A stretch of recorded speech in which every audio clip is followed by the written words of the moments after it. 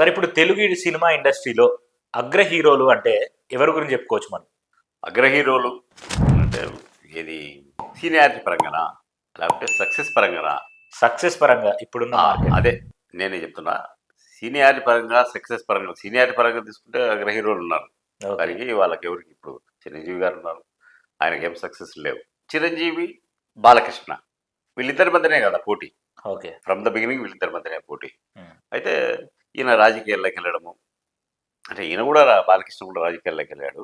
కాకపోతే ఈయన ఒక ప్రాంతీయ పార్టీ పెట్టి సరే దాంట్లో ఇమ్మడలేక బయటకు వచ్చి మళ్ళీ దాంట్లో కలిపేసి మళ్ళీ ఆయన గోల వేరే మళ్ళీ సినిమాలు తీశాడు.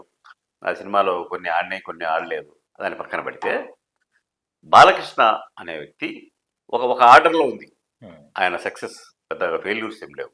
ఉమ్. ఇప్పుడు వరుస విజయాలతో కొనసాగుతున్న వ్యక్తి బాలకృష్ణ మాత్రమే. ఉమ్. ఇప్పుడు తీసుకో పాత సినిమాలన్నీ నిన్న నిన్న అసలు ఊహించని విజయ్ కదా ఉమ్. డాకు మహారాజ్. అవును. దానికి ముందు సినిమాలు కూడా హిట్టే కదా. కాబట్టి ఎవరికైతే సక్సెస్ ఉంటుందో వాళ్ళే అగ్ర హీరో కింద పరిగణిస్తారు. అగ్ర హీరో అంటే వీళ్ళిద్దరే. ఉమ్. దాని తర్వాత వెంకటేష్ వీళ్ళంతా అదో రకం family heroes. Okay. Mass attraction ఉన్న హీరోలు వీళ్ళిద్దరే. ఓకే. ఆయనేమో దాదాపు రిటైర్మెంట్ స్టేజ్కి వచ్చినట్టున్నాడు. ఉమ్.